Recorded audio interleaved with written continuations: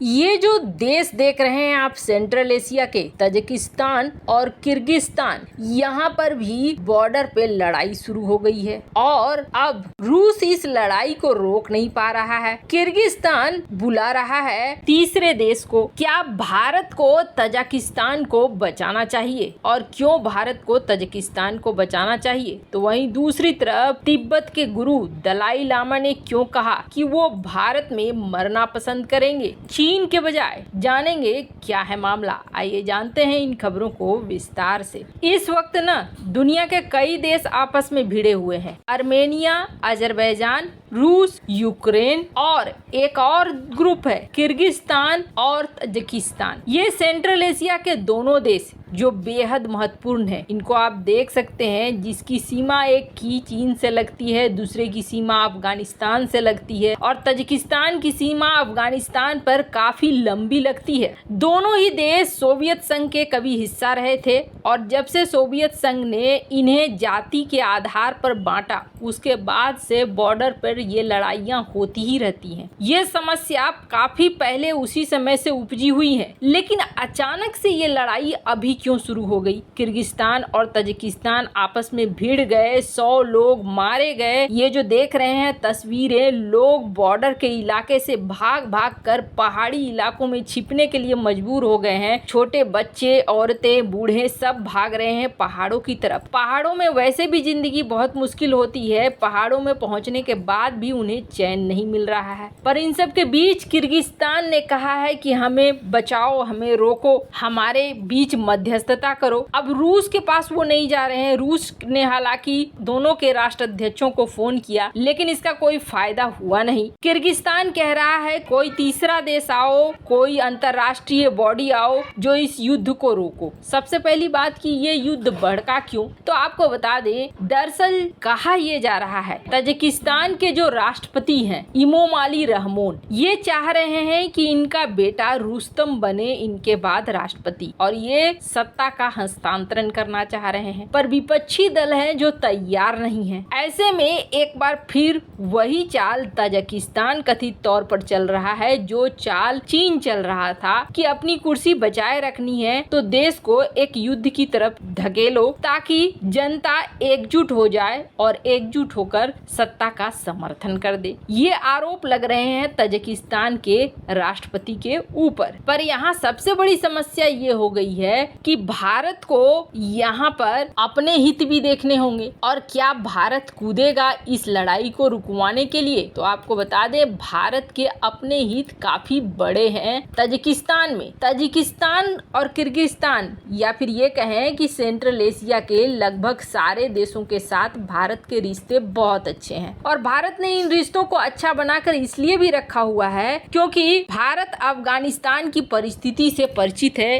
अफगानिस्तान में कल क्या हो जाए कहना मुश्किल है, इसलिए भारत ने उस दौर में तजाकिस्तान में बनाया था अपना एयरबेस जो अभी भी है फारकोर एयरबेस। और सबसे बड़ी बात यह है ना कि पाकिस्तान इस वक्त चाहता है कि तजाकिस्तान किसी भी तरीके से बर्बाद हो जाए। क्यों? कारण ये है कि फारकोर एयरबेस और पाकिस्तान की दूरी बहुत ज्यादा नहीं है। भारत ने सबसे पहले पाकिस्तान को ही समझा था कि ये हमारा असली दुश्मन है और इस वजह से भारत की ज्यादातर तैयारियां पाकिस्तान के खिलाफ रही हैं। फारकोर एयरबेस से हमला करना बेहद आसान है भारत के लिए। भारत दोनों तरफ से पाकिस्तान को काउंटर कर सकता है। आप देखेंगे भारत और तजाकिस्तान के रिश्ते आज से नहीं बल्कि उस वक्त से मजबूत हैं जिस वक्त अफगानिस्तान में रसिया था और रूस के बाद अमेरिका आया। काफी पुराना रिश्ता है। भारत और तजाकिस्तान के बीच कई इकोनॉमिक कोऑपरेशन भी चलते हैं। इसके अलावे भारत ने तजाकिस्तान को कई बार मानवीय सहायता भी दी है और इन सब से अलग भारत के व्यापार, कनेक्टिविटी, बहुत सारी चीजें यहाँ पर चलती हैं। कई सारे प्राइवेट इन्वेस्टमेंट हैं, प्राइवेट प्रोजेक्ट हैं जैसे कि पामेर एनर्जी, इसके अलावे कई हाइड्रो प्लांट हैं और सबसे बड़ी बात यह है कि भारत का बेस है और भारत बिल्कुल नहीं चाहेगा कि किसी तरीके से तजाकिस्तान को हानि पहुंचे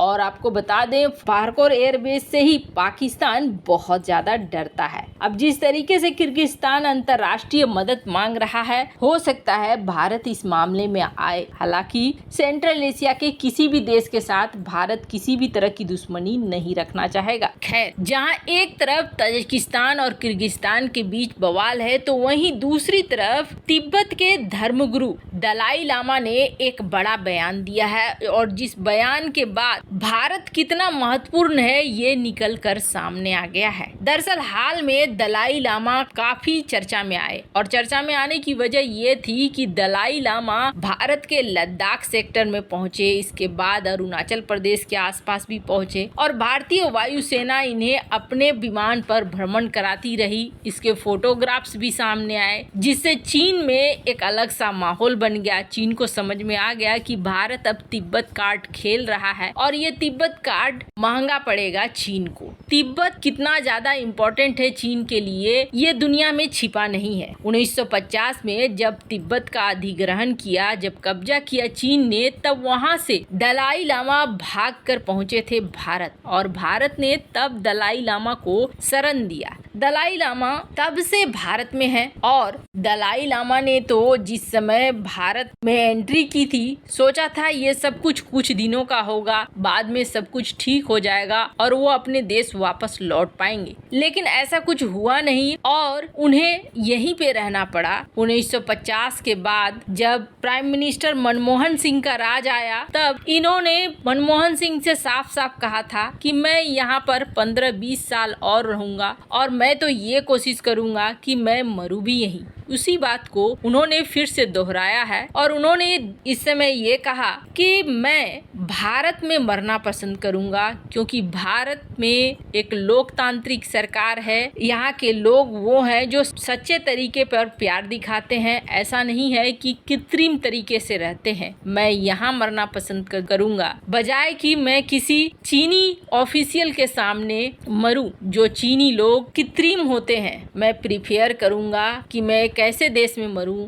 जहां फ्री डेमोक्रेसी है और जहां ऐसे दोस्त हैं जिन पर आप यकीन कर सकते हैं। मैं मरते वक्त ऐसे ही लोगों के बीच रहना पसंद करूंगा। वैसे दलाई लामा का ये स्टेटमेंट बेहद महत्वपूर्ण है भारत के लिए, क्योंकि भारत क्या है ये दलाई लामा ने पूरी दुनिया को बताया, तो वहीं चीन क्या है उसकी भी सच्चाई खोल कर रख दी है। वैसे आपको क्या लगता है, ताजिकिस्तान मामले में क्या भारत को आना चाहिए? कमेंट कर अपनी राय जरूर बताएं। जल्द मिलते हैं अगली वीडियो में नई खबर के साथ।